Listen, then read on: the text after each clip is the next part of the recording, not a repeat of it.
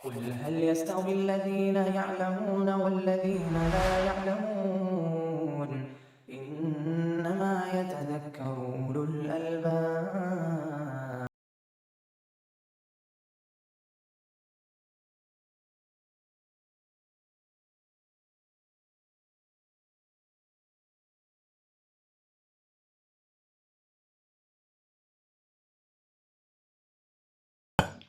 والصلاة والسلام على رسول الله وعلى آله وأصحابه ومن اهتدى بهداه، أما بعد.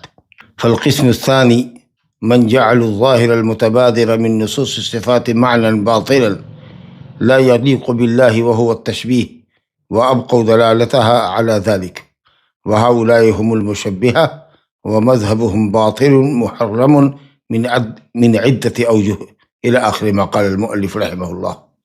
اسماء و صفات کے ادلہ کے قواعد پڑھ رہے تھے. ادلۃ الاسماء والصفات کے تعلق سے مؤلف رحمۃ اللہ علیہ نے اس باب میں یا اس فصل میں 4 قواعد بیان کیے ہیں کہ اسماء و صفات کتاب و سنت کی دلیلوں پر مبنی ہے، اور نصوص کو اس کے ظاہری معنی پر جاری کرنا ہے، اور یہ کہ اہل سنت معنی کا علم رکھتے ہیں، کیفیت کا علم اللہ کو سونپتے ہیں، اور یہ کہ معنی ظاہر سے مراد وہ معنی ہے جو متبادر الی الذہن ہے، جو فوراً ذہن میں آتا ہے.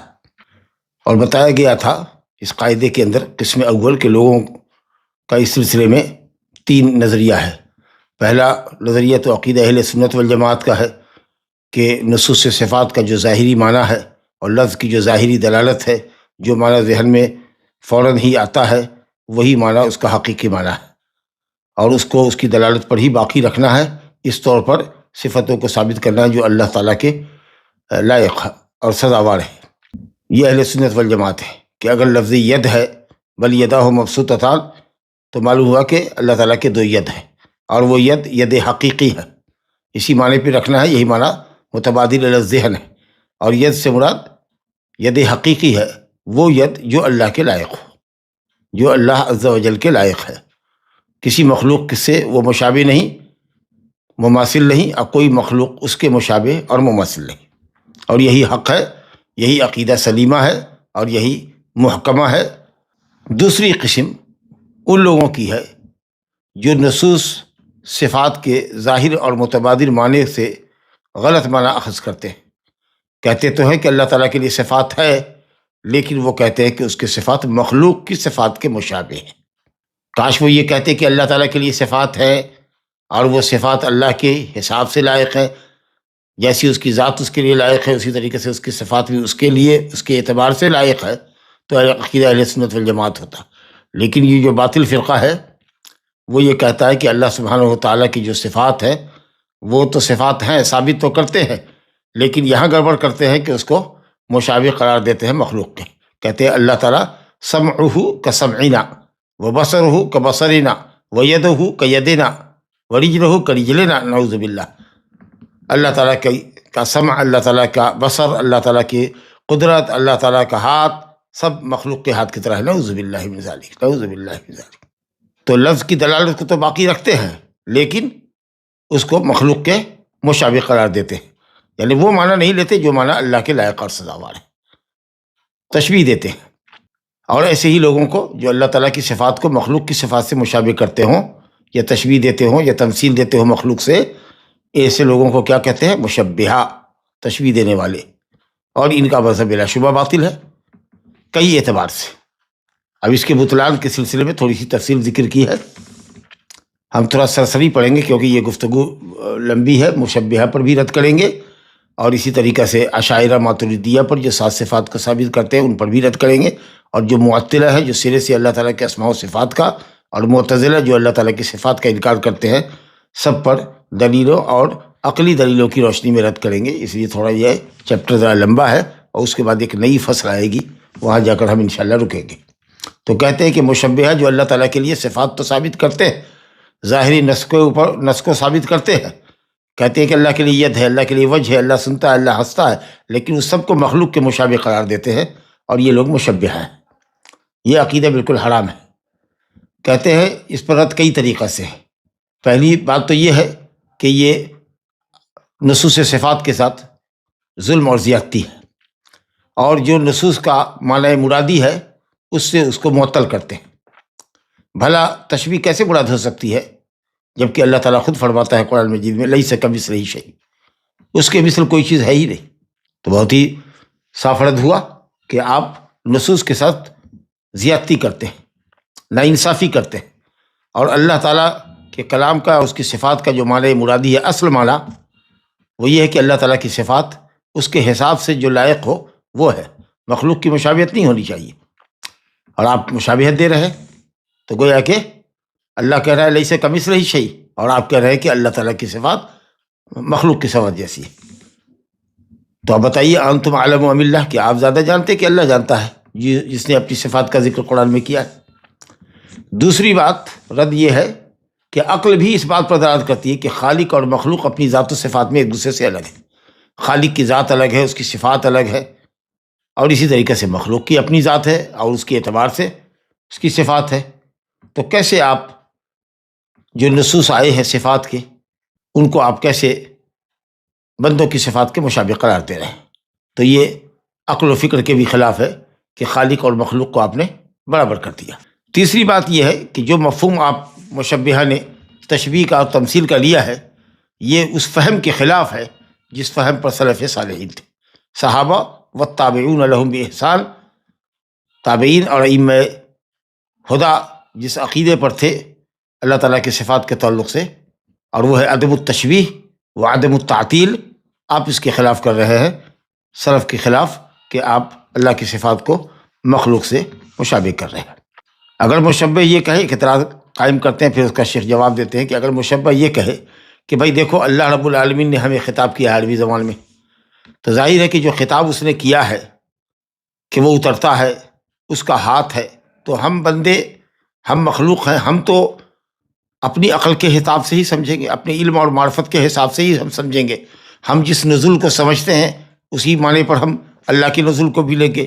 ہاتھ جو ہم سمجھتے ہیں اسی ہاتھ پر محمول کریں گے۔ اگر کوئی مشبہ یہ کہے کہ ہم اللہ کی نزول اور اس کے ہاتھ سے تو یہی سمجھتے ہیں جو مخلوق کے لیے ہوتا ہے، مخلوق جس طریقے سے اترتی ہے، مخلوق کی جو صفات ہے، اگر وہ صفات اللہ تعالیٰ نے بیان کی ہے تو ہم اس کو مخلوق کے اوپر ہی اس لیے محمول کرتے ہیں کہ ہم اس سے زیادہ نہیں سمجھ سکتے ہیں، اور اللہ نے ہم سے قرآن میں خطاب کیا ہے اسی انداز میں جو ہم سمجھیں، جو ہم جانیں، بھلا کوئی دوسرا معنی ہم کیسے لے سکتے ہیں؟ اللہ اکبر۔ شیخ نے کہا کہ اس کا 3 جواب ہے۔ پہلی بات تو یہ کہ جس اللہ نے آپ کو خطاب کیا ہے اسی اللہ نے تو اپنی ذات کے تعلق سے یہ کہا ہے لیس کمثلہ شیء، کہ اللہ کے مثل کوئی بھی نہیں ہے۔ اسی اللہ نے اپنے بندوں کو منع فرمایا ہے کہ اللہ کے لیے مثال مت دو، فلا تضربوا للہ الامثال، اللہ کے لیے کوئی مثال نہ قائم کرو۔ اسی اللہ نے یہ بھی کہا ہے کہ اللہ کا کوئی ہمسر نہیں ہے، فلا تجعلوا للہ اندادا وانتم تعلمون، اللہ کے لیے کسی کو ند، کسی کو ہمسر، کسی کو مثل، کسی کو اللہ کے برابر نہ قرار دو۔ بتاؤ، اللہ کا کلام تو کل کا کل حق ہے، بعض کی تصدیق کرتے ہیں، اس میں تناقض نہیں ہے، تعارض نہیں ہے، اختلاف نہیں ہے۔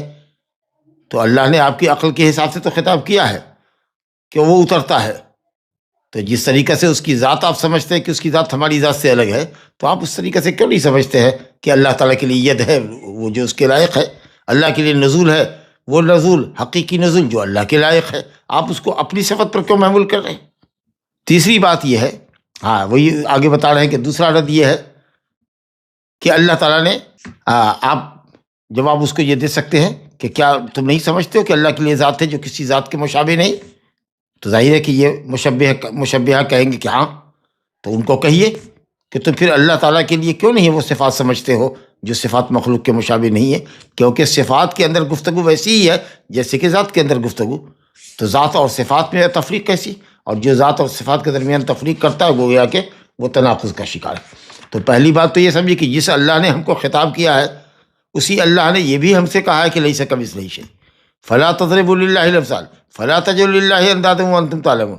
مثلیت کی اللہ نے نفی کی ہے، انداد کی نفی کی ہے، مثال دینے کی نفی کی ہے، تو آپ کیسے مثال دیتے ہو اپنے آپ سے؟ دوسری بات یہ کہ جس طرح سے اللہ کی ذات کو آپ مانتے ہیں اور کہتے ہیں کہ وہ کسی ذات کے مشابہ نہیں ہے، تو اسی طریقے سے آپ کو یہ بھی سمجھنا چاہیے کہ اللہ کی صفات کسی کے صفات کے مشابہ نہیں ہے۔ اور ایک تھیوری ہے القول فی الصفات کالقول فی الذات، صفات کے اندر بات وہی ہوگی جو ذات کے اندر ہوگی۔ تو جو عقیدہ آپ کا ذات باری تعالیٰ کے تعلق سے ہے وہی عقیدہ آپ کا صفات باری تعالیٰ کے تعلق سے ہونا چاہیے، ورنہ تناقض لازم آئے گا۔ تیسرا انداز یہ کہیے کہ دیکھیے دنیا کے اندر ہم مخلوقات کو دیکھتے ہیں، مخلوق کے سے نام میں موافقت کرتی ہے، لیکن حقیقت اور کیفیت میں اختلاف ہے۔ جی، جب مخلوق کے درمیان یہ تباین آپ کو واضح ہے، ہاتھ ہمارے پاس بھی ہے اور پنجہ، یہ ہمارا پنجہ ہے اور شیر کے پاس بھی پنجہ ہے، ہاتھی کے پاس بھی اپنے پاؤں ہے، ہمارے پاس بھی قوت ہے، شیر کے پاس بھی قوت ہے، ہاتھی کے پاس بھی قوت ہے، یہ ہم سب مخلوق ہیں، لیکن ہماری قوت ہمارے اعتبار سے ہے۔ انسانوں کے اندر بھی مختلف لوگ جو ہے ان کی قوت مختلف ہے، چہ جائے کہ دوسری مخلوقات سے کمپیریزن اگر کیجئے تو انسان کی طاقت شیر کی طاقت کے مقابلے میں بہت کم ہے، شیر کی طاقت ہو سکتا ہے کہ ہاتھی کی طاقت کے مقابلے میں کم ہے، تو ہاتھ اس کے پاس بھی ہے، قوت اس کے پاس بھی ہے، جی، لیکن سب کی قوت الگ الگ ہے۔ جب مخلوق سے نام میں مشابہ ہیں ہم، لیکن کیفیت میں اور حقیقت میں ہم مخلوق بھی آپس میں ایک دوسرے سے متباین ہے، مختلف ہے، تو پھر کیسے آپ کی یہ عقل باور کرتی ہے کہ خالق اور مخلوق ایک ہو سکتے ہیں، جبکہ خالق اور مخلوق کے درمیان تباین تو بالکل ظاہر اور باہر ہے۔ جی، جب تماثل مخلوق اور تباین مخلوق کے درمیان موجود ہے، اختلاف موجود ہے، تو خالق سبحانہ و تعالیٰ اور اس کی مخلوق کے درمیان تباین تو اظہر من الشمس ہے، بلکہ اگر کوئی مثال دیتا ہے خالق کی مخلوق سے تو یہ مثال ہی باطل ہے، مستحیل ہے۔ چلیے صاحب، ایک تیسرے لوگ وہ ہیں، یہ معطلہ ہے، ہم نے مشبہہ کو سمجھا۔ تیسرے لوگ وہ ہیں جو معنی نصوص کا جو متبادر معنی ہے اس کو وہ مراد لیتے ہیں، لیکن پھر باطل کی طرف چلے جاتے ہیں۔ کہتے ہیں کہ اگر اس کو لفظ کو اگر ظاہری معنی پر محمول کریں گے، اگر ید کو ید لے لیں گے تو اللہ تعالیٰ کے لیے ید، چہرہ، ہاتھ، پاؤں، سمع، بصر ثابت ہو جائے گا، تو اللہ تعالیٰ کے لیے جسم لازم آ جائے گا، اور یہ کہ وہ مختلف اعضاء سے جڑ کر کے ایک ذات بنی ہوئی ہے، جی، اور اس سے مشابہت لازم آ جائے گی، اس لیے مشابہت سے بچنے کے لیے انہوں نے کہا کہ چلو صفات باری تعالیٰ کا انکار ہی کر دو۔ تو گویا کہ معطلہ جو ہیں انہوں نے پہلے رب تعالیٰ کے صفات کو ثابت کیا اور اس کو پھر مخلوق سے مشابہ قرار دیا، اور پھر جب دیکھا کہ خالق اور مخلوق مشابہ نہیں ہو سکتا تو تشبیہ سے بچنے کے لیے انہوں نے تعطیل کی رائے اختیار کی، ناموں کا اور صفتوں کا انکار ہی کر دیا، تو انہوں نے بھی باطل مانا لیا۔ تو جو معطلہ ہے وہ اصل میں پہلے مشبہہ ہوئے، انہوں نے رب تعالیٰ کی صفات کو مخلوق کی صفات کے مشابہ گردانا، پھر تنزیہاً کہ اللہ تعالیٰ منزہ ہے اس بات سے کہ اس کی صفت مخلوق کی صفت کے مشابہ ہو، تو انہوں نے سوچا کہ اب کوئی شکل نہیں ہے سوائے اس کے کہ ہم اس کا انکار کر دیں۔ حالانکہ پھر انکار کرنے کے بعد انہوں نے اللہ کو تشبیہ دیا، کس چیز سے؟ معدوم شے سے، مستحیل شے سے، جی، کیونکہ جس کا کوئی نام نہ ہو، جس کی کوئی صفت نہ ہو، ہم شروع سے پڑھتے آ رہے ہیں، وہ شے ہو ہی نہیں سکتی، وہ شے موجود ہی نہیں ہو سکتی، جس کا کوئی نام نہ ہو، کوئی صفت نہ ہو۔ تو پہلے یہ معطلہ مشبہہ بنے اور تشبیہ سے بچنے کے لیے انہوں نے تعطیل کر دی، صفات کا انکار کر دیا، اور پھر صفات کا انکار کر کے اللہ کو تشبیہ دیا، کس چیز سے؟ معدوم سے، ایسی شے سے جو موجود ہی نہ ہو، جی۔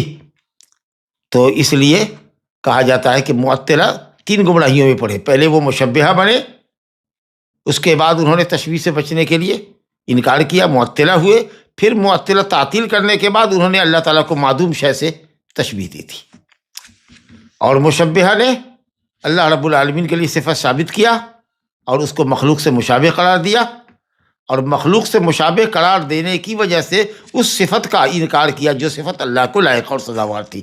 تو جو مشبہہ ہے وہ معطلہ ہے، اور جو معطلہ ہیں جنہوں نے نام صفت کا کیا وہ پہلے مشبہہ بنے، پھر معطلہ بنے، پھر مشبہہ بنے، کیونکہ انہوں نے اللہ تعالیٰ کو معدوم شے سے تشبیہ دی۔ انشاءاللہ اس کا بیان آئے گا۔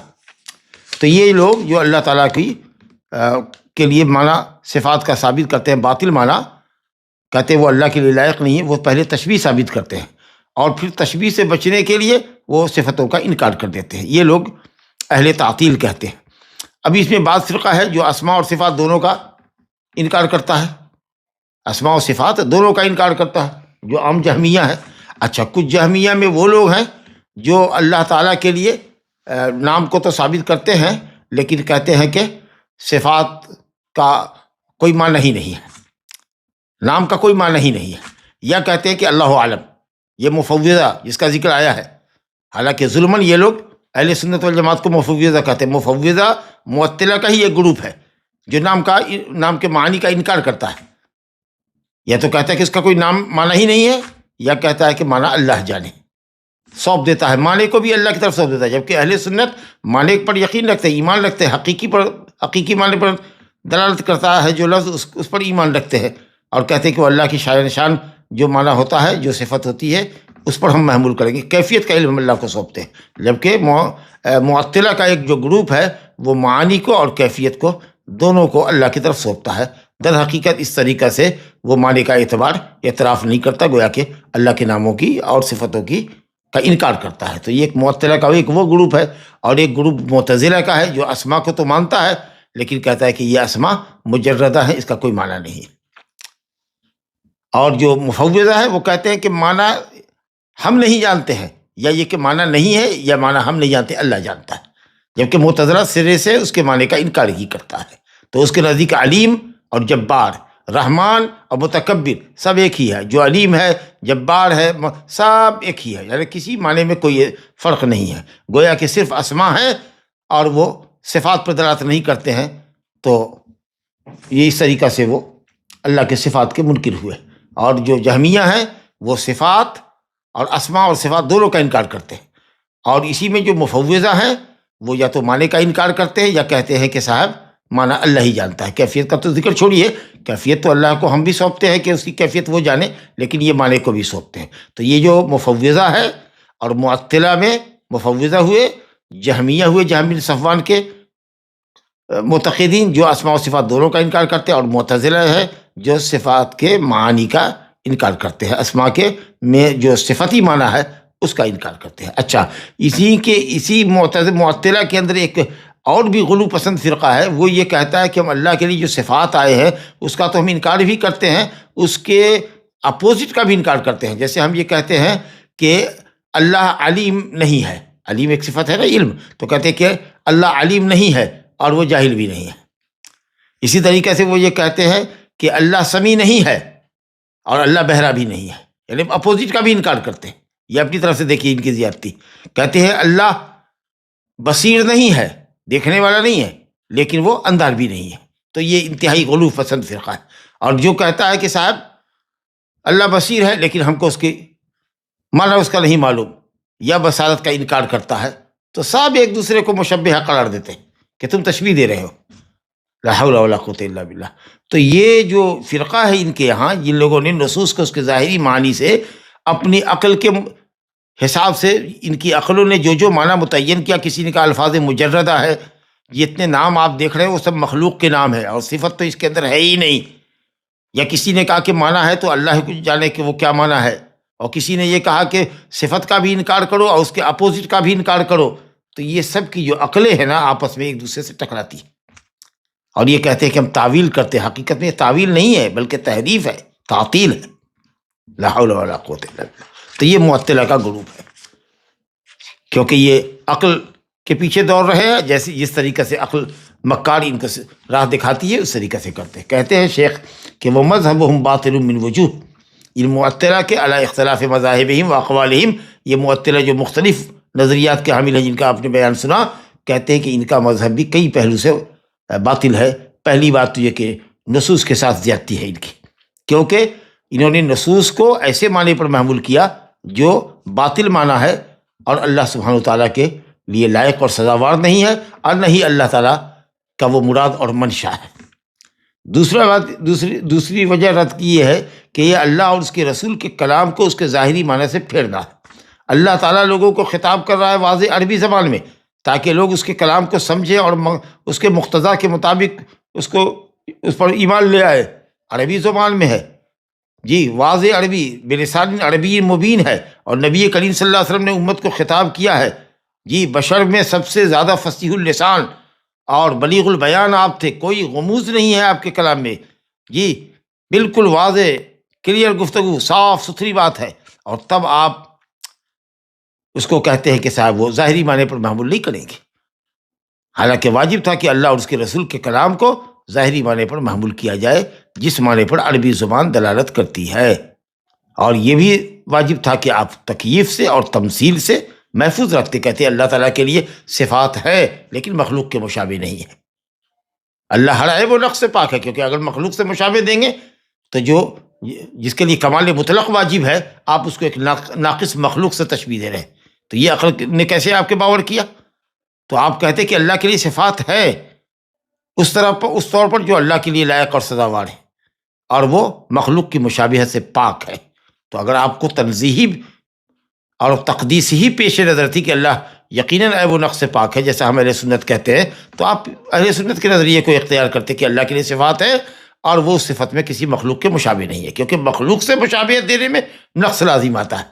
تو جب اگر آپ کہتے، اگر اثباتاً بلا تمثیل اگر صفات کو ثابت کرتے، کوئی مثال نہ دیتے جیسا کہ مشبہہ دے رہے ہیں، تو آپ بچ جاتے۔ اور اسی طریقے سے کہتے اللہ ہر عیب و نقص سے پاک ہے لیکن ناموں کا انکار نہ کرتے، تو بھی آپ غلط سے بچ جاتے۔ اللہ تعالیٰ نے یہ دونوں تھیوری اسماء و صفات کی ایک ہی آیت میں بیان کی ہے، لیس کمثلہ شیء وہو السمیع البصیر، اس کے مثل کوئی بھی نہیں ہے۔ مشبہہ باطل پر ہوئے کیونکہ انہوں نے اپنے مثل اللہ کو سمجھا، مخلوق کے مثل اللہ کو سمجھا، اور اللہ رب العالمین نے کہا وہو السمیع البصیر، تو اللہ نے اپنے لیے سمع و بصر صفت کو ثابت کیا، اور یہ معطلہ ثابت نہیں کرتے۔ سبحان اللہ۔ تو اگر یہ کہتے کہ اللہ کے لیے وہی تمام صفتیں ہیں جو ظاہری معنی ہے، اور کیفیت سے اور تمثیل سے اللہ محفوظ ہے، پاک ہے، تو الحمدللہ عقیدہ ان کا بچ جاتا۔ تو کہتے ہیں کہ کئی اعتبار سے معطلہ کا قول باطل ہے۔ ایک تو یہ کہ نصوص کے ساتھ ان کی زیادتی ہے اور آپ نصوص کو باطل والا پر محمول کر رہے ہیں جو اللہ کی مراد نہیں ہے۔ دوسرے یہ کہ اللہ اور اس کے رسول کے کلام کو اس کے ظاہری معنی سے پھیر رہے ہیں، جبکہ ظاہری معنی جس پر قرآن کی آیت بحیثیت عربی زبان کی دلالت کرتی ہے اور نبی صلی اللہ علیہ وسلم کی فصاحت لسانی دلالت کرتی ہے۔ آپ پر واجب تھا کہ اللہ اور اس کے رسول کے کلام کو ظاہری معنی پر جو مفہوم ہے اس نص سے عربی زبان کی لغت اور ڈکشنری کی روشنی میں آپ اس پر محمول کرتے، اور البتہ تکییف اور تمثیل سے آپ اللہ کو محفوظ کرتے۔ تیسری وجہ رد یہ ہے کہ آپ اللہ اور اس کے رسول کے کلام کو ظاہری معنی سے پھیر کر کے مخالف ظاہر معنی کی طرف لے جا رہے ہیں۔ گویا کہ اس طریقے سے آپ جو معنی متعین کر رہے ہیں یا صفات کا انکار جس وجہ سے کر رہے ہیں، یہ اللہ پر قول علی اللہ بلا علم ہے، یہ اللہ پر بلا علم کے جھوٹ کرنا ہے، اور یہ حرام ہے، جیسا کہ پہلے بھی ہم آیت پڑھ چکے قل انما حرم ربی الفواحش ما ظہر منہا وما بطن، اللہ نے فواحش کو حرام کیا ہے، ظاہری فواحش کو اور باطنی کو، والاسم والبغی بغیر الحق، اور گناہ کرنے کو، دوسرے پر ناحق ظلم کرنے کو، وان تشرکوا باللہ ما لم ينزل به سلطانا، اور شرک کرنے کو، اللہ شرک کرنے سے اللہ نے منع کیا جس کی کوئی دلیل اللہ نے نہیں اتاری، وان تقولوا علی اللہ ما لا تعلمون، اور اللہ پر بلا علم کی کوئی بات کہنا، جس کو ہم نے کہا تھا کہ یہ شرک سے بھی سنگین ہے، کیونکہ شرک بھی اللہ پر قول علی اللہ بلا علم کی صورتوں میں سے ایک صورت ہے۔ تو یہ گویا کہ آپ کلام اللہ اور کلام رسول کو اس کے ظاہری معنی سے غلط معنی کی طرف پھیر رہے ہیں، مخالف ظاہر لے جا رہے ہیں، ظاہر کے مخالف معنی کو لے رہے ہیں، تو یہ گویا کہ اللہ پر بلا علم بات کہنا ہے، بات گھڑنا ہے، اور یہ حرام ہے اور سنگین ترین جرم ہے۔ اللہ جبکہ کہتا ہے قرآن مجید میں وَلَا تَقْفُ مَا لَيْسَ لَكَ بِهِ عِلْمٌ إِنَّ السَّمْعَ وَالْبَصَرَ وَالْفُؤَادَ كُلُّ أُولَٰئِكَ كَانَ عَنْهُ مسؤولا، وہ باتیں نہ کرو، ان باتوں کے پیچھے نہ پڑو جن کا تمہیں علم نہ ہو۔ یاد رکھو تم سے تمہاری سماعت کے متعلق، بصارت کے مطابق، اور تمہارے بصارت کے متعلق اور تمہارے قلب کے متعلق جہاں علم اور عقل اللہ نے عطا فرمائی ہے، سب سے اللہ تعالیٰ پوچھے گا۔ تو کلام اللہ اور کلام رسول کو اس کے ظاہری معنی سے مخالف معنی کی طرف پھیرنا، یہ گویا کہ بلا علم بات کہنا ہے اور اٹکل پچو گفتگو کرنے ہیں، اور اللہ کے اوپر وہ باتیں کہنی ہیں ما لا یعلم، وقال علی اللہ ما لا یعلم، بلا علم کے اللہ پر بات کہنا ہے۔ یہ دو پہلو سے، ایک تو یہ کہ آپ کہہ رہے ہیں کہ اللہ اور اس کے رسول کے کلام کا وہ معنی نہیں ہے جو جس پر وہ ظاہر طور پر دلالت کرتا ہے، تو یہ ہوا اللہ پر جھوٹ۔ اور دوسرے یہ کہ آپ یہ کہتے ہیں کہ نہیں اس کا ظاہری معنی نہیں بلکہ یہ اور یہ اور یہ معنی ہے، تو آپ اپنی طرف سے معنی متعین کر رہے ہیں، اور جو اللہ اور اس کے رسول کے کلام کا ظاہری معنی ہے اس کا انکار کرتے ہیں، اور اس معنی کو ثابت کر رہے ہیں جو جس پر کلام الہی دلالت نہیں کرتا ہے۔ تو اس اعتبار سے گویا کہ آپ کا یہ کہنا باطل ہے۔ لا الہ الا اللہ۔ کہتے ہیں دیکھیے مثال دیتے ہیں وَإِذَا كَانَ مِنَ الْمَعْلُومِ أَنَّ تَعْيِينَ أَحَدِ الْمَعْنَيَيْنِ الْمُتَسَاوِيَيْنِ فِي الْاحْتِمَالِ، کہتے ہیں کہ اگر کوئی لفظ ہے جس کے اندر دو معنی کا احتمال ہو جی، اور کسی ایک معنی کو متعین کر لیا جائے بلا دلیل کے، کوئی لفظ دو معنی کا متحمل ہے. کوئی کہتے ہیں رأیت اسدا الیوم، میں نے آج ایک شیر کو دیکھا. اب یہ شیر حیوان مفترس بھی ہو سکتا ہے، چیرنے پھاڑنے والا، اور کوئی بہادر آدمی بھی ہو سکتا ہے، لیکن کوئی احتمال نہیں ہے. یہ نہیں کہا کہ رأیت اسدا یخطب علی المنبر، ممبر پر خطبہ دے رہا ہے، یا یہ نہیں کہا کہ رأیت اسدا فی الغابہ، جنگل میں نے دیکھا. کوئی قرینہ نہیں ہے. رأیت اسدا جی. تو آپ اگر دونوں احتمال ہے جی، یا رأیت قویا، میں نے ایک قوی کو دیکھا. اب یہ قوی انسان بھی ہو سکتا ہے، قوی حیوان بھی ہو سکتا ہے. بغیر دلیل کے اگر کوئی لفظ دو یا دو سے زیادہ معنی کا احتمال رکھتا ہے تو کسی ایک معنی کو متعین کرنا یہ قول بلا علم کہلاتا ہے، بلا علم کی بات کرنا ہوتا ہے جی. فما ظنک بتعیین المعنی المرجوح، تو وہ معنی جو مرجوح ہے، بلکہ کہہ لیجیے باطل ہے، آپ اس کو کلام کے ظاہری معنی کے خلاف جو معنی کہ مرجوح ہی نہیں بلکہ باطل ہے، کیسے اس باطل معنی کو لے رہے ہیں؟ اب مثال دیکھیں، اللہ نے ابلیس سے کہا، حضرت آدم علیہ السلام کو سجدہ کرنے کا جب حکم دیا اور ابلیس نے انکار کیا تو اللہ نے کس طرح ڈانٹا اس کو؟ کہا ما منعک ان تسجد لما خلقت بیدی، تم کو کس چیز نے روکا کہ تم سجدہ کرو؟ سجدہ کرنے سے بھلا کس چیز نے روکا؟ اس کو جس کو میں نے اپنے ہاتھ سے پیدا کیا تھا، جو اتنی عظیم مخلوق تھی جس کو میں نے اپنے ہاتھ سے پیدا کیا تھا، اس کو تم نے سجدہ نہیں کیا، بھلا کس چیز نے تم کو روکا؟ اگر آپ اس کلام کو یدیہ کو ظاہری معنی ہاتھ سے دوسرے معنی کی طرف پھرتے، یدین حقیقیہ نے مراد نہیں لیتے، آپ کہیے گا یہ اور یہ مراد لیں گے، قدرت قوت، تو پوچھا جائے گا کہ آپ جس معنی کی نفی کر رہے ہیں، ید حقیقی کی نفی کر رہے ہیں، اس کی کیا دلیل ہے؟ اور جو معنی آپ ثابت کر رہے ہیں اس کی آپ کے پاس کیا دلیل ہے؟ اور ظاہر ہے کہ کوئی دلیل نہیں ہے. تو بتائیے کہ آپ چاہے نفی کریں یا کسی معنی کا آپ اس بات کریں اپنے حساب سے بلا دلیل ہے، قول اللہ بلا علم ہو گیا. بہت اچھی بات. آگے دیکھیے، کہتے ہیں چوتھی وجہ اہل تعطیل کے مذہب کو باطل کرنے کے لیے یہ ہے کہ نصوص کے صفات کو اس کے ظاہری معنی سے پھیرنا، وہی بات جو پہلے کہی ہے، مشبہہ کو نبی کریم صلی اللہ علیہ وسلم، آپ کے اصحاب کرام، سلف امت، ائمہ امت کے عقیدے کے خلاف ہے، اور ظاہر ہے کہ یہ باطل ہے، کیونکہ حق بلا شبہ اسی مذہب کے اندر ہے، اسی منہج کے اندر ہے جس پر نبی کریم صلی اللہ علیہ وسلم، آپ کے اصحاب کرام اور سلف امت اور ائمہ ہدی موجود تھے. پانچواں طریقہ رد یہ ہے، معطلہ کو کہیے کہ کیا اللہ کے متعلق تم زیادہ جانتے ہو یا اللہ زیادہ اپنے متعلق جانتا ہے؟ ظاہر ہے کہ وہ کہے گا نہیں. تو پھر اس کو کہیے کہ اللہ تعالیٰ اپنے نفس کے متعلق حکم دے رہا ہے، خبر دے رہا ہے کہ وہ سنتا ہے، وہ دیکھتا ہے، وہ کہتا ہے کہ اس کا چہرہ ہے، اس کے پاس ہاتھ ہے، وہ اترتا ہے، جی تمام صفات ہے. تو یہ سچ ہے اور حق ہے یا نہیں؟ تو ظاہر ہے کہ کہے گا ہاں سچ تو ہے. پھر اس کو کہیے تو پھر بتاؤ کہ اللہ تعالیٰ کے کلام سے زیادہ فصیح اور واضح کلام کس کا ہو سکتا ہے؟ کہے گا کسی کا نہیں.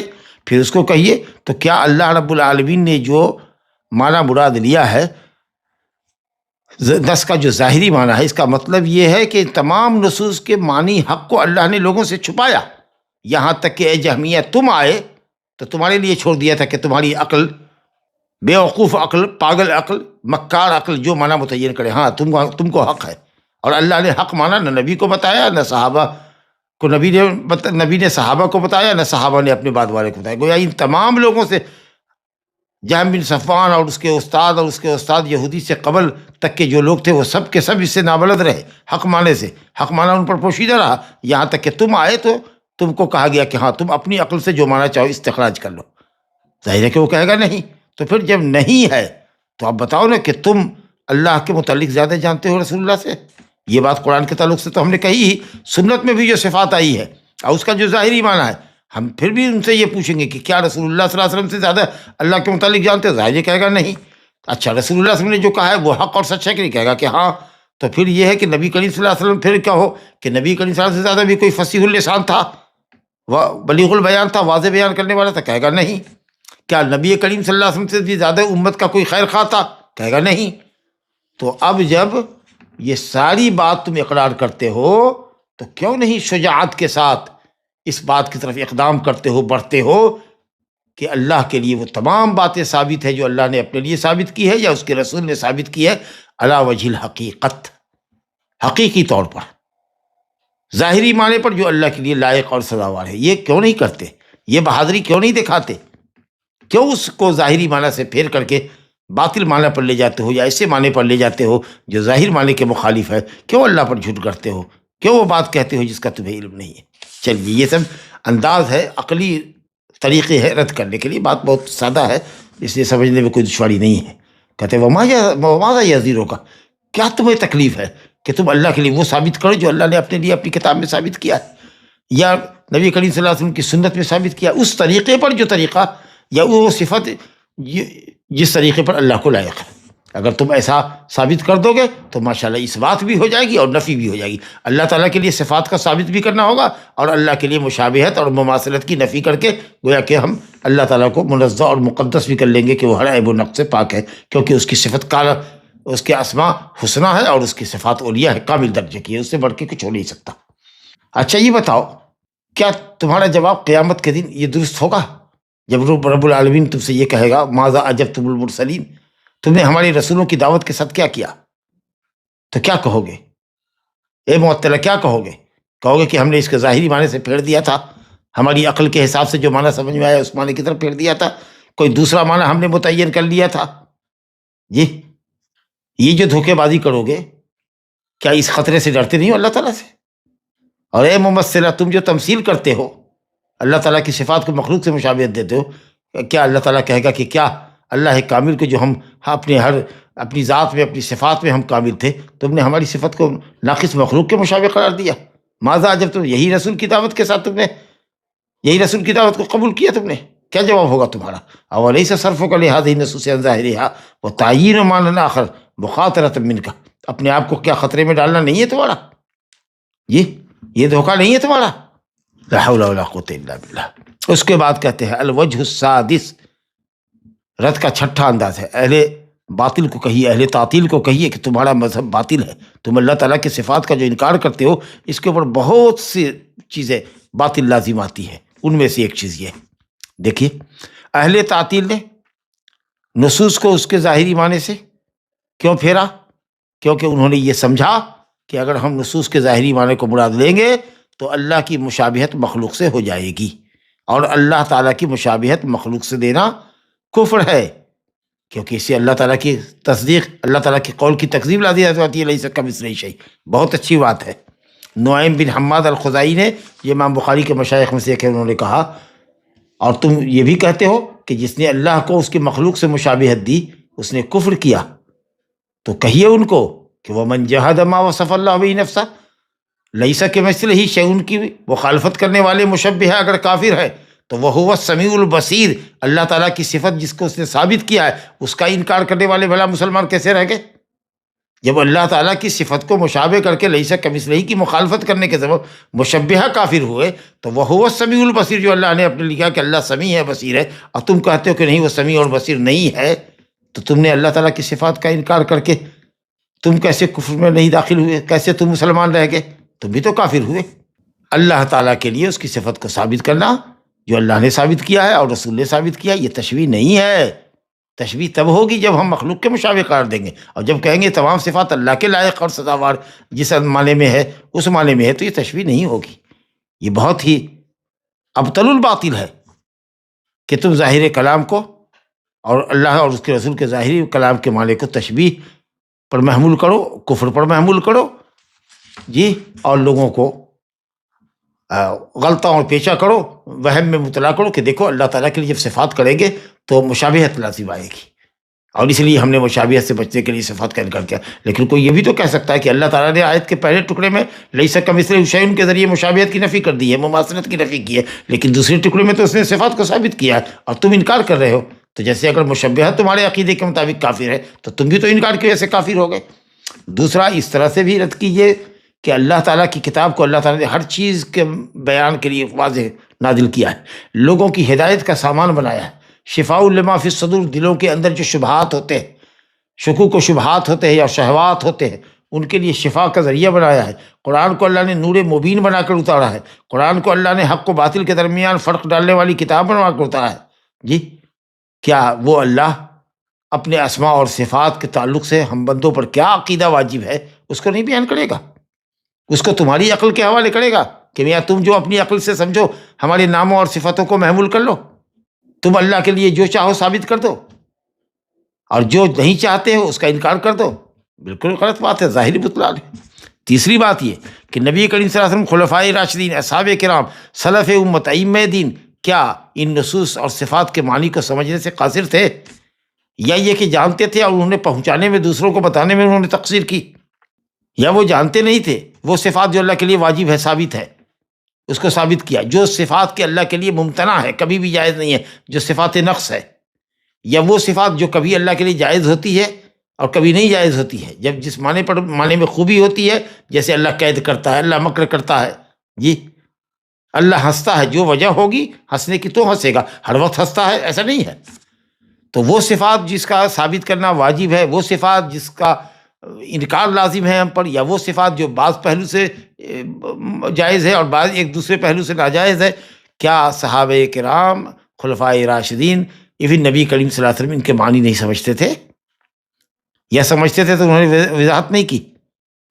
ایک بھی حرف بتا دو نبی کریم صلی اللہ علیہ وسلم سے، خلفائے راشدین سے، صحابہ کرام سے، سلف امت سے، ائمہ اربعہ سے، ائمہ ہدی محدثین سے، جنہوں نے یہ کہا ہو کہ اللہ رب العالمین کے صفات کا کوئی معنی نہیں ہے، صفات کا کوئی مطلب نہیں ہے، اور صفات کا انکار کرنا چاہیے، اور اس کو تعویل کا نام دیا ہو۔ واللہ یہ تعویل نہیں ہے بلکہ تعطیل ہے، انکار ہے۔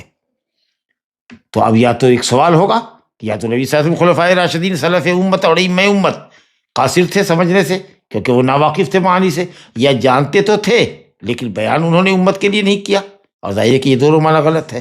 چوتھا رد یہ ہے کہ کلام اللہ اور کلام رسول تمہارے عقیدے کے مطابق لوگوں کے لیے مرجع نہیں ہے کہ رب تعالیٰ کے متعلق کیا وہ عقیدہ رکھے، اپنے الہ کے متعلق کیا عقیدہ رکھے، جو شریعت کا سب سے اہم پارٹ ہے، جو تمام انبیاء کی رسالتوں کا خلاصہ ہے، مکھن ہے، اور اس میں مرجع کون بنے؟ وہ عقل ہے جو آپس میں ایک دوسرے سے متناقض ہے، اور جو چیز عقل کے خلاف ہو جائے تم اس کی تکذیب کر دو، آیات اور حدیث کی تکذیب کر دو، جی فسبیلہ تکذیب ان وجدوا الی ذلک سبیلا، اگر تکذیب کی جرت ہوگی تو تکذیب کر دو گے یا تحریف کر دو گے جس کو تعویل کرتے ہو۔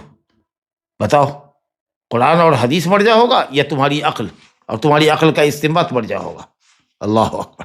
کتنے طریقے سے امام ابن تیمیہ رحمۃ اللہ علیہ نے اپنے رسالہ تدبوریہ میں اور الفتاوی الحمویہ کے اندر ان تمام طریقوں کو بیان کیا، جس کا شیخ نے اختصار کے ساتھ ذکر فرمایا ہے۔ کہتے ہیں پانچویں چیز ان سے یہ بھی کہو کہ تمہارے عقیدے کے مطابق یہ تم نے اللہ تعالیٰ کے اسماء و صفات کا انکار کیا یا صفات باری تعالیٰ کا انکار کیا ہے، لازم آتا ہے کہ اللہ اور اس کے رسول نے جن چیزوں کو ثابت کیا ہے اس کی نفی کی جائے۔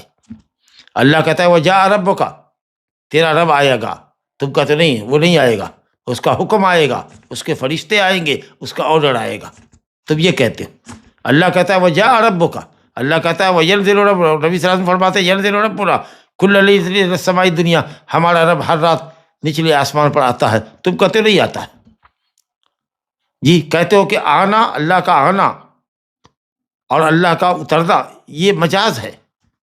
ارے مجاز کی علامت یہ ہوتی ہے کہ اس کا انکار کر دیا جائے۔ مجاز کی کسی کوئی بھی معنی جو مجازی ہوتا ہے اس کی ظاہر باہر سب سے بڑی علامت یہ ہوتی ہے کہ مجاز وہ ہوتا ہے جس کا انکار کیا جائے۔ اس کا مطلب یہ ہے کہ تم نے جو معنی لیا ہے انکار کوئی اگر کر دے تو کیا اللہ تعالیٰ اور اس کے رسول کی ثابت باتوں کا انکار کرنا یہ سب سے بڑا باطل نہیں ہے؟ کوئی تعویل نہیں تم کر سکتے کیونکہ سیاق میں کوئی ایسا لفظ نہیں ہے جس سے یہ سمجھا جائے کہ اللہ نہیں آئے گا، اس کا حکم آئے گا، فرشتے آئیں گے۔ وجاء ربک والملک، تو ذکر ہی ہے فرشتے کا، تم کیسے لیتے ہو کہ اللہ آئے گا، کیا ہوتا ہے فرشتے آئیں گے؟ ینزل ربنا تم کہتے ہو رحمت ربنا، یہ تعویل کی کیا دلیل ہے تمہارے پاس؟ تو اللہ اور اس کے رسول نے جس کو ثابت کیا اس کی نفی لازم آتی ہے۔ تم کہتے ہو کہ وہ نہیں آئے گا، وہ نہیں اترتا ہے، مجازی معنی لیتے ہو کہ وہ رب اترتا ہے، وہ رب اترتا ہے، جی رب نہیں اترتا بلکہ اس کی رحمت اترتی ہے، اس کا آرڈر اترتا ہے، وہ نہیں آئے گا، اس کا حکم آئے گا، فرشتے آئیں گے، مجازی معنی لیتے ہو۔ مجاز کی علامت تو مجاز کے قائلین کے نزدیک وہ ہے، حالانکہ قرآن مجید تو مجاز ہی نہیں ہے، سب حقیقت ہے، کوئی لفظ مجازی معنی میں نہیں ہے، بلکہ شیخ الاسلام ابن تیمیہ نے کہا کہ عربی زبان میں کوئی لفظ مجاز نہیں ہے، اگر کوئی جو بھی معنی وہاں استعمال ہو رہا ہے وہی اس کا حقیقی معنی ہے۔ اگر ہم یہ کہہ رہے ہیں کہ رأیت الاسد علی المنبر، تو وہاں اسد جس آدمی کے لیے استعمال کیا گیا وہ حقیقی ہی معنی ہے، جس کو تم مجاز کہتے ہو، جب وہی استعمال ہے اور قرائن سے دلائل سے واضح ہے کہ یہاں پر مراد خطیب مسقے اور بہت ماہر خطیب اور بہادر خطیب اور لسان خطیب ہے، جس کو تم یہ کہہ رہے ہو کہ میں نے ایک اسد کو دیکھا ممبر پر ڈھارتے ہوئے تقریر کرتے ہوئے، تو وہی معنی حقیقی ہے وہاں۔ تو مجاز کی علامت یہ ہوتی ہے کہ اس کی نفی کرنا صحیح ہو۔ اس کا مطلب ہے کہ اگر مجازی معنی لیتے ہیں یا شاعرہ وغیرہ بھی، یہ جس کو یہ تعویل کہتے ہیں، حقیقت یہ ہے کہ یہ اللہ اور اس کے رسول کی ثابت باتوں کا انکار کرتے ہیں، اور آپ بغیر دلیل کے کسی دوسرے معنی کی طرف اس کو پھیر نہیں سکتے۔ اچھا، کہتے ہیں کہ پھر اہل تعطیل من طرد قاعدتے ثم ان من اہل تعطیل من طرد قاعدته فی جمیع الصفات۔ اب دیکھیے، اب یہاں اشاعرہ کی طرف اشارہ کر رہے ہیں، کہتے ہیں کہ اہل تعطیل میں جو اپنے آپ کو اہل تعویل کہتے ہیں، اور تمام تر بات، اور یہ خلاصہ یہ دیکھیے کہ ماتریدی جیسے ابو منصور ماتریدی کو اور ابو الحسن اشعری کے جو پہلا منہج تھا، جو معتزلہ کا منہج تھا، جی بعد میں انہوں نے اس سے توبہ کیا، رجوع کیا، لیکن کچھ چیزوں میں اب بھی سوالیہ نشان ہے۔ شیخ الاسلام ابن تیمیہ نے واضح کیا ہے، تفصیل کا موقع نہیں ہے۔ تو یہ حضرات جو ہے یہ کہتے ہیں اہل تعطیل، شیخ الاسلام کہہ رہے ہیں کہ یہ اہل تعطیل میں کچھ وہ لوگ ہیں جو کہتے ہیں کہ یہ قاعدہ تو تمام صفات میں چلے گا، جی کچھ لوگ ہیں جو کہتے ہیں کہ ناموں میں بھی چلے گا، جیسے جہمیہ ہے، کہتے ہیں نام کا بھی انکار کرو، صفات کا بھی انکار کرو۔ معتزلہ ہے، وہ کہتے ہیں نام کا اقرار ہے، صفات کا انکار ہے۔ وَمِنْهُمْ، اور انہی اہل تعویل میں وہ لوگ بھی ہیں جو خود ہی تناقض کے شکار ہیں، بعض صفات کو ثابت کرتے ہیں اور دوسرے بعض صفات کا انکار کرتے ہیں، جیسے اشعریہ اور ماتریدیہ۔ ابو الحسن علی بن اسماعیل بن اسحاق الاشعری، ابو موسیٰ اشعری کے نسل سے ہے، جی جو پہلے کلابی تھے، پھر اس کے بعد معتزلی بنے، پھر اس کے بعد انہوں نے توبہ استغفار کیا اور امام احمد کو اپنا آئیڈیل سمجھا اور منہج سلف پر آئے، لیکن پھر بھی کچھ چیزیں ان کے اندر رہ گئی جو اہل علم کے نزدیک سوالیہ نشان پر ہے۔ لیکن الحمدللہ بہت حد تک آپ کہہ لیجئے کہ 95% تک وہ اہل سنت سے مل گئے۔ لیکن یہ ماتریدیہ جو ہے، یہ ماتریدیہ ابو منصور ماتریدی سمرقندی، متوفہ 333 ہجری، یہ بھی اسی طریقہ سے دونوں ہی اشاعرہ اپنے پہلے منہج پر صفات کی تعویل کرنے والے، 7 صفات کو چھوڑ کر بقیہ تمام صفات کی تعویل کرنے والے، اللہ کے لیے حیات، علم، قدرت، ارادہ، سمع، بصر اور کلام نفسی۔ نفس میں تو بولتا ہے یا کلام ہے، لیکن جب وہ بولتا ہے تو حرف اور صوت سے نہیں بولتا، بلکہ اس کو پیدا کرتا ہے، اور وہ وہاں سے حضرت جبریل سنتے ہیں۔ تو کلام نفسی گویا حرف اور صوت کے بغیر جو کلام ہے وہ اللہ کی صفت ہے۔ تو گویا کہ آپ نے اس طریقے پر بھی نہیں مانا جو سلف صالحین نے، اہل سنت نے مانا۔ تو یہ 7 صفات کو مانتے ہیں، حالانکہ کلام کو کلام حقیقی نہیں مانتے، کلام نفسی مانتے ہیں جو بلا حرف و صوت کے ہو۔ سوال یہ ہے کہ یہ 6 صفات کو کیوں مانتے ہیں؟ کہتے ہیں عقل بھی تسلیم کرتی ہے ان کو، نص تو ہے یہ، عقل بھی تسلیم کرتی ہے کہ اللہ حیات کی صفت سے، علم والا ہے، قدرت والا ہے، ارادہ والا ہے، سمع والا ہے، بصر والا ہے، کلام نفسی والا ہے۔ کہا کہ جو عقل آپ نے یہاں اپلائی کی ان 7 صفات میں، وہی طریقہ آپ نے دوسری صفات میں کیوں نہیں استعمال کیا؟ القول فی بعض الصفات، شیخ الاسلام ابن تیمیہ نے کیا زبردست رول دیا ہے، القول فی بعض الصفات کالقول فی البعض الاخر۔ بعض صفت کے اندر جو پیٹرن آپ نے اختیار کیا، جو منہج اختیار کیا، وہی تو بقیہ صفات کے اندر بھی ہونا چاہیے، کیونکہ تمام صفات تو ایک ہی صفات ہے، تمام صفات کا تعلق صفات ہی سے ہے، اور سب کا تعلق باری تعالیٰ کی ذات سے ہی ہے۔ تو پھر بعض صفات کو آپ حقیقی معنی پر لیتے ہو سوائے کلام نفسی کے، اور بقیہ تمام صفات کی تعویل کرتے ہو۔ حقیقت یہ کہ وہ تعویل نہیں بلکہ تحریف ہے اور تعطیل ہے۔ اس لیے شیخ الاسلام ابن تیمیہ کے حوالے سے جو انہوں نے شیخ ابن عثیمین رحمۃ اللہ علیہ نے جو اصول یہاں نقل کیا ہے اور تفصیل سے نقل کیا ہے، کہتے ہیں کہ یہ سب اہل تعطیل ہے، چاہے وہ ناموں اور صفتوں کا انکار کرنے والے جہمیہ ہوں، یا ناموں کا اقرار کرتے ہوں اور صفتوں کا انکار کر کے حقیقت یہ ہے کہ اللہ تعالیٰ کے یہ کمال کی صفات کا انکار بالکلیہ کرتے ہوں، یہ معتزلہ ہوں جو صفات باری کا انکار کرتے ہیں، محض مجرد نام کو ظاہر کرتے ہیں۔ ان کے یہاں علیم میں اور ان کے یہاں جبار اور متکبر میں کوئی معنوی اعتبار سے فرق نہیں ہے۔ اور کچھ لوگ یہ جو اشاعرہ اور ماتریدیہ ہے، جو دونوں اہل الرائے کے اسکول سے پڑھے ہوئے ہیں، جو عقل کو اب نص پر مقدم کرنے والے لوگ ہیں، اشاعرہ اور ماتریدیہ، یہ بعض صفتوں کو ثابت کرتے ہیں اور دوسری بعض صفات کا، بلکہ 7 صفات کا اقرار کرتے ہیں، باقی تمام صفات کا انکار کرتے ہیں۔ سمجھا کہ یہ اشاعرہ اور ماتریدیہ دونوں ہی ایک ہی پیٹرن پڑھے، ایک ہی منہج پڑھے. کچھ جزوی مسائل میں، اصولی مسائل میں ان کے درمیان اختلاف نہیں ہے، جزوی مسائل میں علماء نے کہا ہے کہ کچھ 12-13 مسائل ایسے ہیں جس میں جزوی اختلاف ہے، یا صرف مفہوم میں برابر ہیں، لفظ استعمال کرنے میں، اس کی تعبیر کرنے میں، لفظ استعمال کرنے میں کہ اس کو کیا نام دیا جائے، اس میں اختلاف ہے، صرف لفظی اختلاف ہے، معنوی اختلاف اس میں بھی نہیں ہے.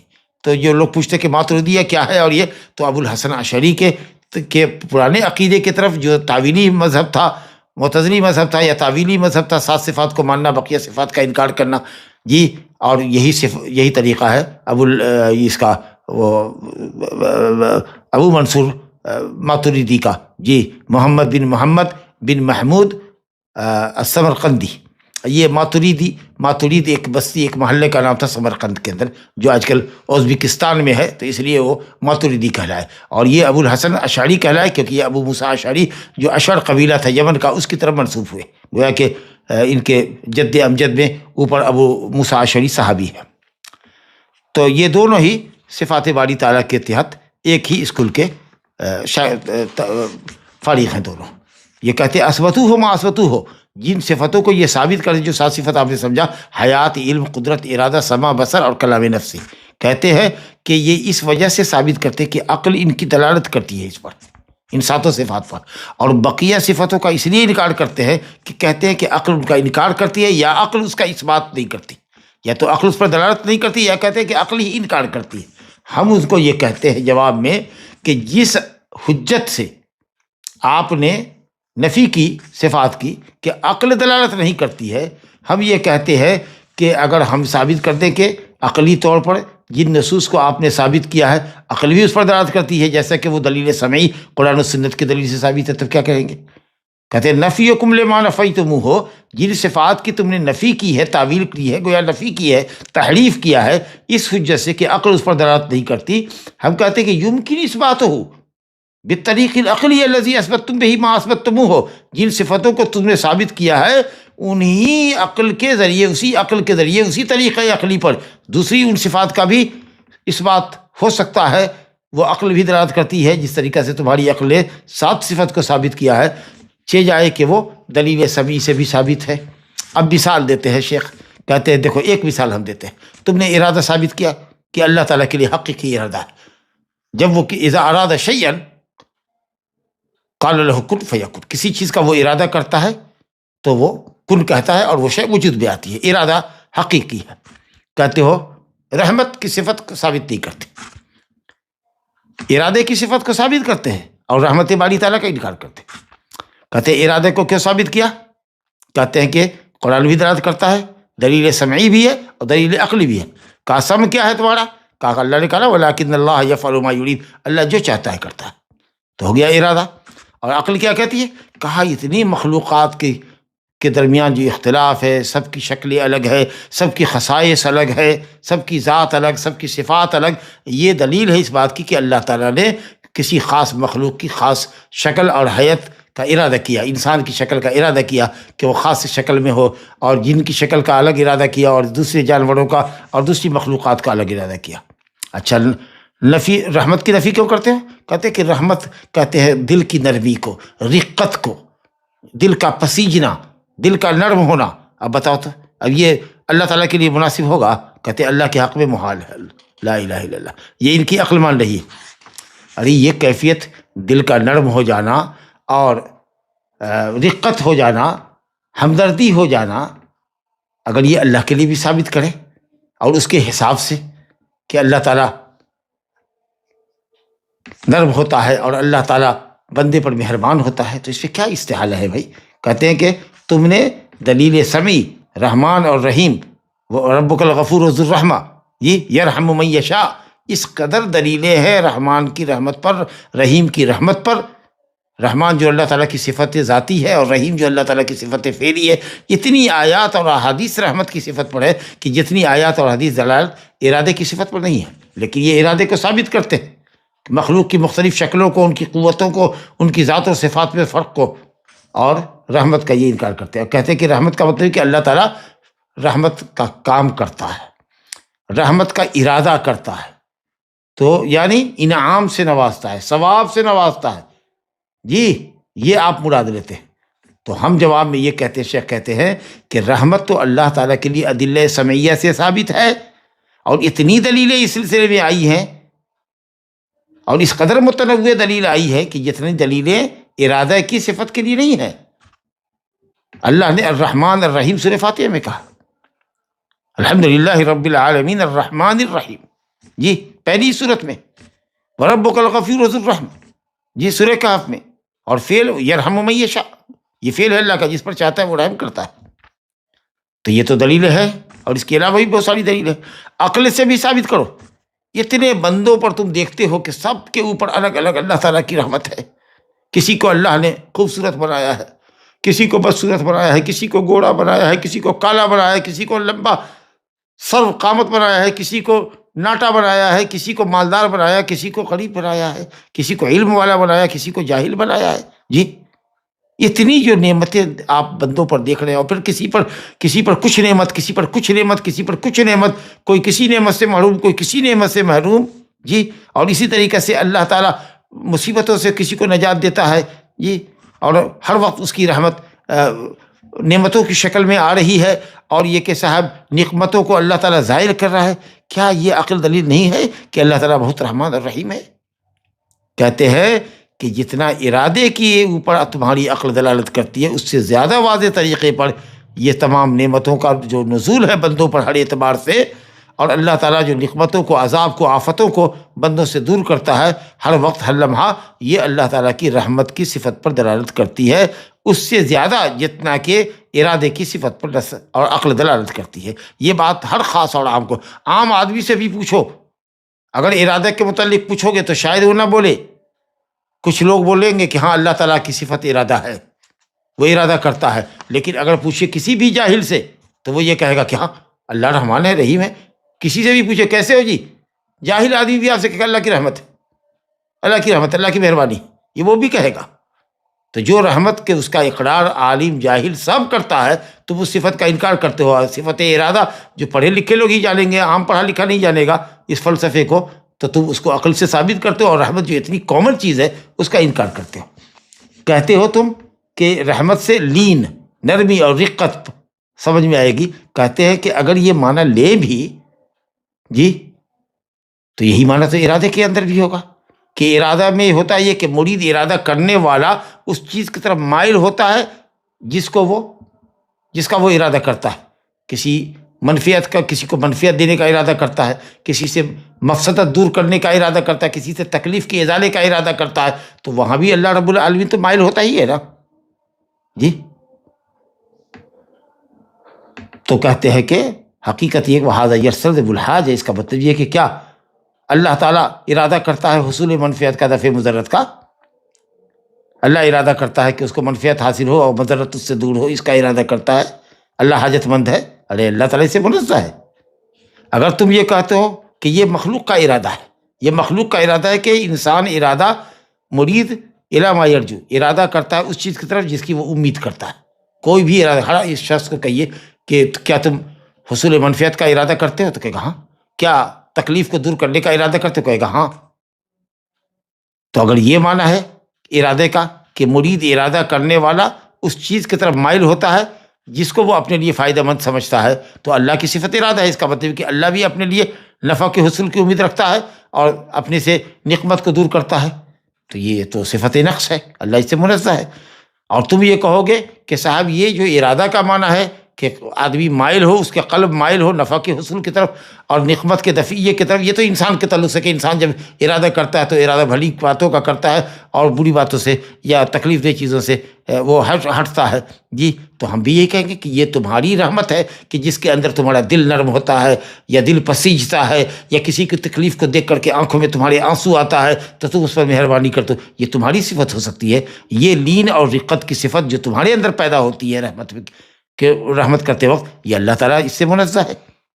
اور کہتے ہیں کہ اس سب سے بھی یہ معلوم ہوا کہ اہل تعطیل کا مطلب مذہب باطل ہے، چاہے وہ تعطیل عام کرے اسماء و صفات کی کرے یا تعطیل خاص کرے کہ اسماء کو مانے صفات کا انکار کرے، یا اخص الخاص تعطیل کرے کہ 7 صفات کو مانے اور بقیہ صفات کا انکار کر دے، جو طریقہ اشعریہ ماتریدیہ ہے۔ یہ سب اسی طریقہ سے ہے، اور تمام شبہات ان دو اصولوں پر رد ہو جائیں گے کہ آپ ان کو کہیے کہ اے معطلہ علی انواع علی اختلاف انواعہم، چاہے جتنی شکل ہو تمہاری، صفتوں کا انکار کرنے والے، اسماء و صفات دونوں کا انکار کرنے والے، یا بعض صفتوں کا اقرار کر کے دوسری بعض صفتوں کا انکار کرنے والے اور تعویل کرنے والے، ان کو کہو کہ یہ جو طریقہ تم نے اختیار کیا یہ طریقہ مبتدع ہے، یہ بدعی طریقہ ہے جس پر نبی صلی اللہ علیہ وسلم سلف امت ائمہ دین نہیں تھے، اور بدعت کو بدعت کے ساتھ رد نہیں کیا جائے گا بلکہ سنت کے طریقے پر رد کیا جائے گا۔ دوسرا یہ کہ کہو معتزلہ اور جہمیہ سے یمکنکم ان یحتجوا لما نفوہ علی الاشاعرہ والماتریدیہ بمثل ما احتج بہ الاشاعرہ، جن دلیلوں کے ذریعے اہل سنت پر اعتراض کرتے ہیں اشاعرہ ماتریدیہ، جی اسی حجت کو اگر یہ اشاعرہ ماتریدیہ تمہارے خلاف استعمال کرے، معتزلہ جہمیہ یمکنکم ان یحتجوا لما نفوہ، جن چیزوں کا آپ انکار کر رہے ہیں اشاعرہ پر انکار کرے، ماتریدیہ پر انکار کرے، جی جس کے ذریعے اشاعرہ ماتریدیہ اہل سنت پر اعتراض کرتے ہیں کہ یہ صفات عقل سے اپیل نہیں کرتی ہے۔ اگر معتزلہ اور جہمیہ کہ یہ کہیں کہ یہ ساتوں صفات جو ثابت تم کرتے ہو اس پر بھی عقل دلالت نہیں کرتی، جی تو کیا کہو گے؟ تم نے اپنے لیے جس صفت کو چاہا ثابت کر لیا اور جس صفت کو چاہا عقل کے خلاف گردان دیا، اور دلیل سمیع کی تم نے تعویل کر دی۔ تو جو تم اہل سنت پر رد کر رہے ہو جس بنیاد پر، عقل کی بنیاد پر، اسی عقل کی بنیاد پر اگر معتزلہ اور جہمیہ اشاعرہ تم پر رد کرے تو کیا کرو گے؟ کہتے ہیں کہ حقیقت یہ ہے کہ فلنا عقول کما لکم عقول، کہیں گے جہمیہ معتزلہ کہ ہمارے پاس بھی عقل ہے، تمہارے پاس بھی عقل ہے، تمہاری عقل 7 صفت کو مانتی ہے، بقیہ صفتوں میں تعویل کرتی ہے، ہماری عقل ان 7 صفات کو بھی نہیں مانتی، ہم تمہاری عقل کے تابع نہیں ہیں، جی ہم کیسے کہیں کہ ہماری عقل غلط ہے اور تمہاری عقل صحیح ہے؟ اگر تمہاری عقل صحیح ہے تو ہماری عقل بھی صحیح ہے، اور تمہاری غلط ہے تو ہماری کیوں نہیں صحیح ہوگی؟ اس طریقے سے تو صرف ایک دوسرے کے اوپر بلا وجہ کے لیے حجت ثابت کرنا ہوگا۔ تو پہلی بات تو یہ کہ طریقہ مبتدع ہے، دوسری یہ ہے کہ آپ اہل سنت پہ رد کرتے ہیں کہ اکثر صفات وہ ہیں 7 صفات کے علاوہ کہ عقل دلالت نہیں کرتی، معتزلہ جہمیہ کہیں گے کہ تمہاری ان صفات پر بھی عقل دلالت نہیں کرتی، اس میں بھی تشبیہ لازم آتی ہے، اس لیے ہم نے انکار کر دیا۔ کہتے ہیں شیخ اخیر میں آ رہے ہیں، کہتے کہ یہ حجت دامغہ ہے، جی بے بنیاد ہوا میں تنکے کے مانند اڑا دینے والی حجت ہے، جو جہمیہ اور معتزلہ کی طرف سے اشعریوں کو ہوگا، ماتریدیوں کو ہوگا، کہ جس عقل سے تم نے بقیہ صفات کا انکار کیا اسی عقل سے ہم تمہاری ان 7 صفات کا بھی انکار کرتے ہیں۔ تو اب بات صرف یہی رہ جائے گی کہ اب چھٹکارا کہیں نہیں ملے گا سوائے اس کے، اگر ان سب اعتراضات سے بچنا چاہتے ہو تو سلف کے مذہب کی طرف آ جاؤ، اور اللہ تعالیٰ کے لیے اسماء و صفات کو ثابت کرو جو اللہ نے اپنے لیے ثابت کیا ہے، رسول کے لیے رسول اللہ صلی اللہ علیہ وسلم نے ثابت کیا ہے، اثباتاً بلا تمثیل، صفتوں کو ثابت کرو بلا تمثیل کے، بلا تکییف کے، اور اللہ کو ہر عیب و نقص سے پاک جانو، لیکن ناموں کا اور صفتوں کا انکار کر کے نہیں، اور ناموں اور صفتوں کی تعویل نہیں، جیسا کہ اشاعرہ کرتے تعویل، وہ تعویل نہیں تحریف کرتے ہیں۔ اور اگر یہ بھی بات اس کے بعد بھی نہیں تمہاری سمجھ میں آتی تو ہم یہی آیت پڑھیں گے، وَمَن لَّمْ يَجْعَلِ اللَّهُ لَهُ نُورًا فَمَا لَهُ مِن نُور، جس کو اللہ ہدایت نہ دے، جس کو اللہ تعالیٰ نور ہدایت سے محروم کر دے، یقیناً اس کے لیے کوئی نور نہیں ہے۔ تنبیہ کہتے ہیں علم مما سبق، خلاصہ بتا رہے ہیں کہ تمام باتوں کا خلاصہ یہ ہوا کہ جو بھی معطلہ ہے اللہ تعالیٰ کے ناموں اور صفتوں کا، یا صرف صفتوں کا، یا بعض صفتوں کا اقرار بعض صفتوں کا انکار، یہ سب معطلہ اصل میں ممثلہ ہے، کیونکہ انہوں نے نام اور صفت کا انکار کیوں کیا، تعویل کیوں کی؟ اس لیے کہ انہوں نے تشبیہ پر محمول کیا، جی تو تشبیہ پر محمول کیا نا، بندے سے تشبیہ دی تو ممثلہ ہو گئے، اور اسی طریقے سے ہر ممثلہ مشبہہ وہ معطلہ ہے، ایک طرف تو تم ثابت کرتے ہو لیکن صفت کو اس معنی میں نہیں لیتے جو معنی اللہ تعالیٰ کو مراد ہے، اور وہ یہ ہے کہ وہ بندوں کے مشابہ نہیں ہے، تم نے تو صفات کو مشابہ کیا۔ پہلی گفتگو جو ہم نے شروع میں کی تھی اسی کی طرف آ رہے ہیں، کہتے ہیں کہ معطلہ کی تعویل تو ظاہر ہے کہ وہ انکار ہی کرتا ہے، لیکن وہ کیسے تمثیل دیتا ہے؟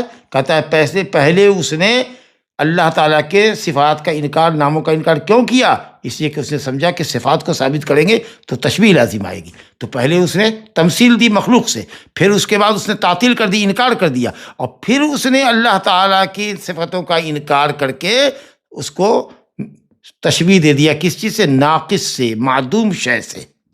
تو یہ 3 وجہ سے ہو گئے معطلہ ممثلہ، جی تو اب یہ سوال بہت امپورٹنٹ ہوگا مختصر میں کہ کیا معطلہ مشبہہ ہیں؟